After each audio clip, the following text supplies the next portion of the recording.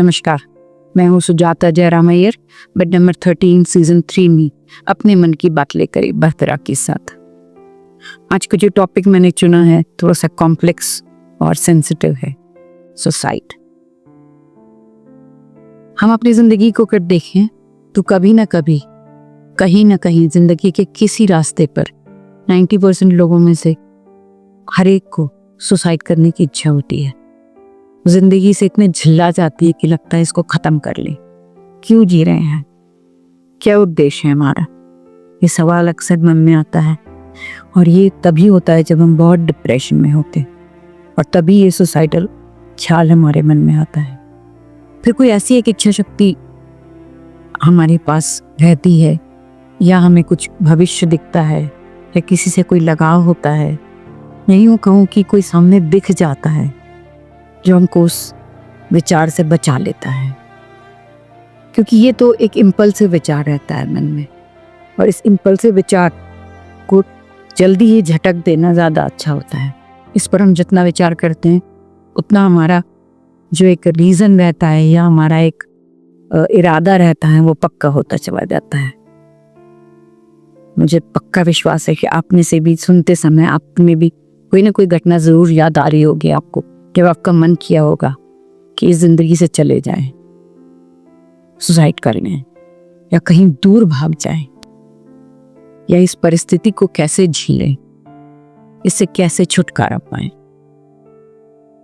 ये एक डिप्रेशन का प्रकार है, सुसाइड। कभी ना कभी किसी न किसी कारणवश, फिर वो चाहे जवानी में हो या मिड लाइफ क्राइसिस में हो या बुढ़ापे में हो, ये ख्याल आता है। हमने अक्सर देखा है कि जब अक्सर एक इंटेंस पेन हमारे ऊपर होता है, या हमें ऐसा लगता है कि किसी ने हमें धोखा दे दिया, या हमें लगता है कि हमारी आशाओं के हिसाब से काम नहीं हुआ, या हमें रिजल्ट की अपेक्षा थी और वो रिजल्ट हमें नहीं मिला, या हम अनसक्सेसफुल रहे किसी काम को करने में, या रिश्ते में कहीं कोई दरार आ गई जिसको हमने बहुत शिद्दत से चाहा था, वो हमें धोखा देकर चला गया, या कभी कभी ऐसा लगता है कि आप एकदम अकेले पड़ गए हैं इस लाइन में, आपका कोई साथ नहीं दे रहा है। ऐसे सारे विचार जब आते हैं तो लगता है कि सुसाइड कर लिया। होता है ना, कभी कभी तो वो पेन इतना ज्यादा होता है कि ऐसा लगता है हम जी क्यों रहे हैं, एक अकेलेपन का एहसास होता है। कभी कभी ऐसा लगता है कि हम किसी काम के नहीं हैं, नॉट गुड एट ऑल। कभी कभी लगता है क्यों जी रहे हैं, किसी को मेरी जरूरत ही नहीं।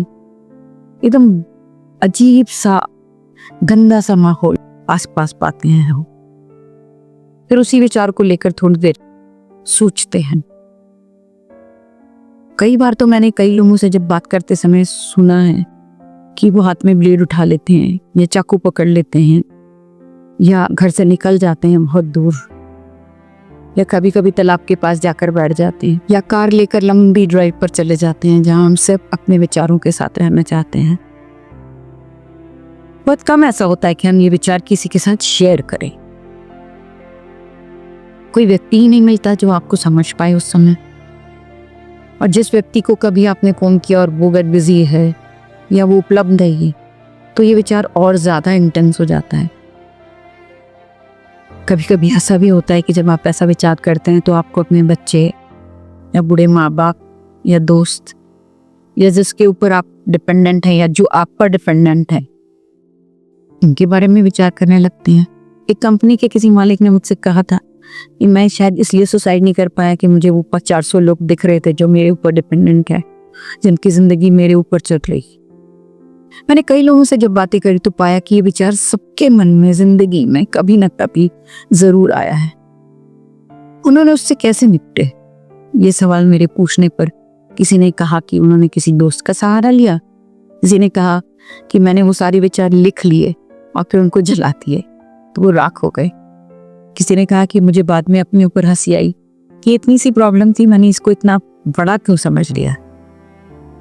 किसी ने कहा कि किसी दोस्त ने मेरा सहारा दिया, किसी को बुक्स का सहारा मिला, किसी ने पॉडकास्ट सुना, किसी ने किसी गुरु के पास चले गए, और ख्याल आया जरूर। और जैसा मैंने आपसे भी थोड़ी देर पहले कहा था कि एक डिप्रेशन का एक हिस्सा है।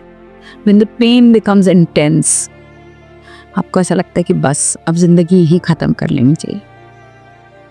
कई बार मैंने बेडरिडन लोगों को भी देखा है, वो अक्सर बोलते हैं भगवान हमको उठा तो नहीं लेता। ये भी एक साइक का ही तरीका है। ये भी चाहते हैं कि अपनी जिंदगी जल्दी खत्म कर लें, जिससे कि उनको भी मुक्ति मिले और उनके आसपास के लोगों को। एक सोसाइक का सोच ये भी बताती है कि आप थोड़ी देर के लिए एक रिक्लूस में चले जाते हैं, आप एकदम मौन हो जाते हैं, आप किसी से बात नहीं करना चाहते हैं, 2-3 घंटे अपने कमरे में अकेले रहते हैं, और जब बाहर आते हैं तो आप किसी न किसी सोल्यूशन को पाते हैं, या फिर सोचते हैं कि चलो थोड़े दिन और जी के देख लेता हूँ। सुसाइड को पोस्टपोन कर देते हैं, जिसको हम कह सकते हैं। पर ये सारे डिप्रेसिव विचार आते जरूर हैं। इनसे कैसे निपटा जाए? क्योंकि कभी ना कभी ये ख्याल, जैसे मैंने आपसे कहा, हमारी जिंदगी में आया है। कभी कभी लगता है कि सारे समेट के भाग जाए, क्या करें? मुझे तो इसमें एक ही बात अच्छी लगती है कि ये अपने सारे थॉट्स या तो कहीं डायरी में शेयर करें, या किसी से बात करें, किसी से पूछें। कभी कभी तो ऐसा भी होता है कि आप करने को होते ही हैं और कोई ना कोई चीज़ आपको रोक लेती है। मेरी एक फ्रेंड ने मुझे बताया कि उसने बस गोलियां निकाल ली थी, पूरी गोलियां खाने वाली थी, और वो बॉटल गिर गई, एकदम फेंकी, तो सारी गोलियां बिखर गई। और जब तक वो गोलियां समेटती तब तक उसके मन से वो ख्याल जा चुका था।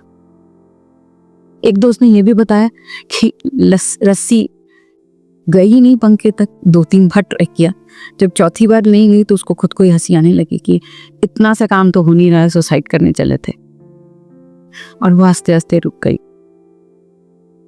मुझे लगता है हमने अपने दर्द बांटने चाहिए। हमें इन चीजों के बारे में सोचना, जिसको कहते हैं ना कि to put it under the carpet, हमको ये विचार थोड़ी देर के लिए मन से निकाल देना चाहिए।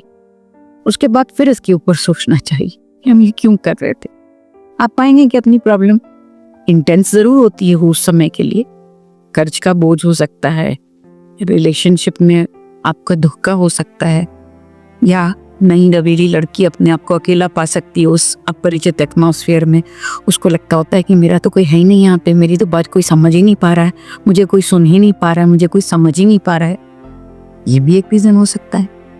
थोड़ी देर के लिए उन सारे विचारों को अलग करके, जैसे कहते हैं ना, एक कोने में डाल दें, put it under the carpet, और फिर 2-3 घंटे के लिए अपना मन बहलाएं, चेंज द एटमॉस्फेयर को बदल लें, उस कमरे से चले जाएं कहीं और थोड़ी दूर के लिए, किसी वॉक पर जा सकते हैं, कोई म्यूजिक सुन सकते हैं, या यूं कहूँ कि कोई आध्यात्मिक किताब पढ़ सकते हैं। ये भी ना हो तो किसी से फोन पर बात कर सकते हैं, ये भी ना हो तो किसी पिक्चर को लगा सकते हैं, कोई नई सीरियल देख सकते हैं, ये भी ना हो तो अपने विचार एक पेपर पे लिख सकते हैं, अगर ये भी ना हो तो थोड़ी देर के लिए कोई पुराने गाने सुन सकते हैं। अपना मन कहने का मतलब ये है कि अपना मन बहलाइए उस विचार से थोड़ा सा दूर आ जाइए। Make yourself little distance from that, और उसको कहीं, उस विचार को कहीं दूर से देखिए, कैसा था वो विचार। आप पाएंगे कि बहुत ही बेवकूफी भरा, and then you will start laughing at yourself. जिंदगी बहुत हसीन है, और जब ऐसा कोई भाषण देता है और आप जब डिप्रेशन में होते हैं तो बहुत बुरा भी लगता है।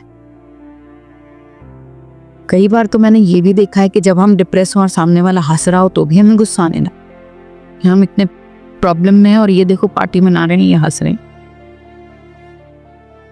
मुझे लगता है इस सबका एक ही उपाय है, put it under the carpet. थोड़ी देर के लिए उस माहौल से अलग हो जाए, 1 घंटा 2 घंटा एक हाथ तेरे, और फिर उस समस्या को या तो किसी से डिस्कस करें, या उसको लिख दी, या कम्युनिटी में डालें कि ऐसा ऐसा मन है, क्या करूं, या किसी एगनी आंट के पास जाएं और उससे पूछे, पर अपने आप को अलग कर लें। ये मेरा ख्याल है, आपको क्या लगता है, क्या करना चाहिए ऐसे समय? What should we do? मुझे जरूर बताइएगा। आपके कमेंट्स का मुझे इंतजार रहेगा। तब तक के लिए नमस्कार।